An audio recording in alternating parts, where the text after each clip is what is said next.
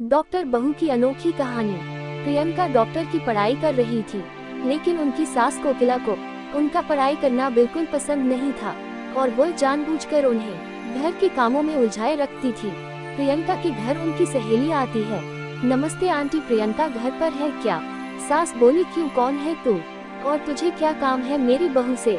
जी मैं उनकी सहेली नीलम हूँ। कल उसका एग्जाम है ना, और उसने मुझसे कुछ किताबें पढ़ने के लिए मंगाई थी, वही देने आई हूँ। अच्छा तू है नीलम जो सारा दिन फोन पर मेरे बहू के कान भरती रहती है?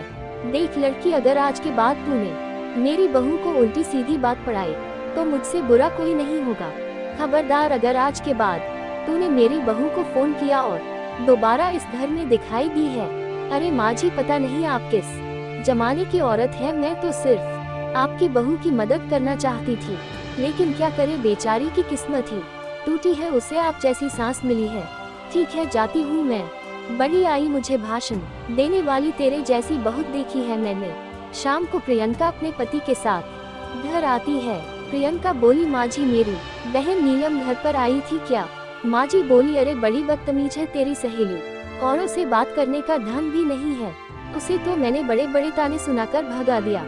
डॉक्टर बहू बोली, अरे भगवान, अब क्या होगा, कल मेरा एग्जाम है। सास कोकिला बोली, अरे तेरी यह बेकार की पढ़ाई में क्या रखा है?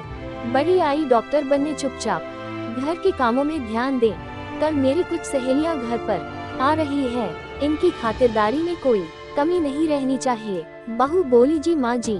प्रियंका की सास मुंह फुलाकर वहाँ से चली जाती है। अगले दिन का पूरा समय प्रियंका का सास की सहेलियों की खातिरदारी में और घर के काम में बीत जाता है और प्रियंका एग्जाम नहीं दे पाती। उस रात प्रियंका अपने पति करण को सारी बात बताती है।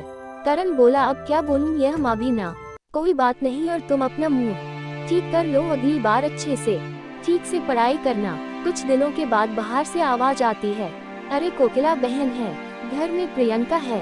कोकिला बोली, क्या हुआ भारती, तू इस तरह लंगड़ा क्यों रही है? भारती बोली, अरे क्या बताओ कोकिला बहन, सीढ़ियाँ उतरते वक्त मेरा पैर फिसल गया और पैर में सूजन आ गई है, इसलिए तेरी बहू से दवा पानी कराने आई हूँ। कोकिला बोली, मेरी समझ में नहीं आता, लोग छोटी छोटी बातों को लेकर डॉक्टर के पास क्यों जाते हैं? अरे तेरा पैर मुड़ गया है ना, बस ला अभी तेरे पैर को मैं ठीक कर देती हूँ, दिखा तेरा पैर। कोकिला भारती का पैर पकड़कर जोर से खींचती है। भारती बोली, मर गई रे। कोकिला बोली, अरे क्या हुआ, आराम मिला? भारती बोली, एक तो मेरा पैर पहले से मचका हुआ है, कहीं ऐसा ना हो कि ज्यादा मचकोट हो जावे, रहने दे तू, अब मैं चलती हूँ। और वो चली जाती है। थोड़ी देर के बाद प्रियंका घर आती है। माँ जी बोली, अरे कहाँ मर गई थी सुबह से? प्रियंका बोली, माँ जी मैं अपनी किताबें लेने गई थी। प्रियंका अपने कमरे में चली जाती है। माँ जी बोली, अच्छा इन किताबों ने इनका दिमाग खराब कर रखा है, ये किताबें ही सारी मुसीबत की जड़ है।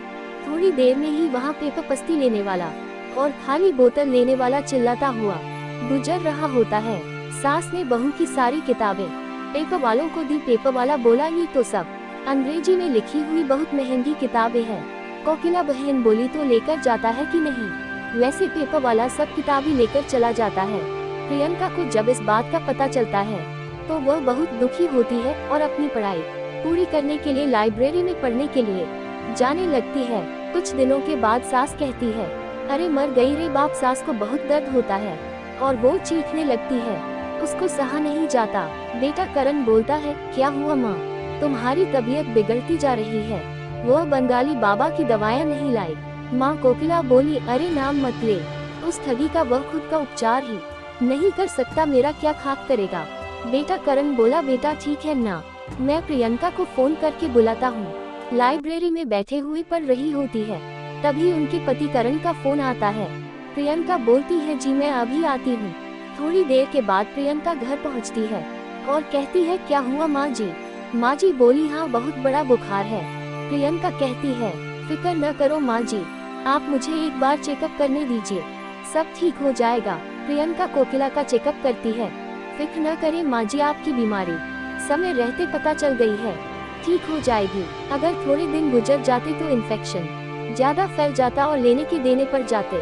प्रियंका अपनी सास को एक इंजेक्शन लगा देती है और कुछ खुद दवाएं खाने के लिए दे देती है। प्रियंका बोली अब आप एकदम ठीक हो जाएगी।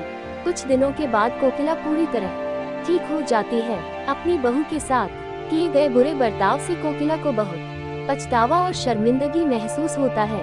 वो अपनी गलती का पश्चाताप करने के लिए अपनी बहू को उसकी किताबें लाकर देती है। सास कोकिला कहती है मुझे माफ कर दे बहू, अगर तू सही वक्त पर मेरा इलाज नहीं करती तो पता नहीं क्या होता। क्या आपको ये कहानी पसंद आई? कमेंट करके बताएं। इस वीडियो को लाइक और शेयर करें और अगर आप हमारे चैनल कंप्लीट बज़ पर नए हैं तो प्लीज सब्सक्राइब करें। Thanks for watching.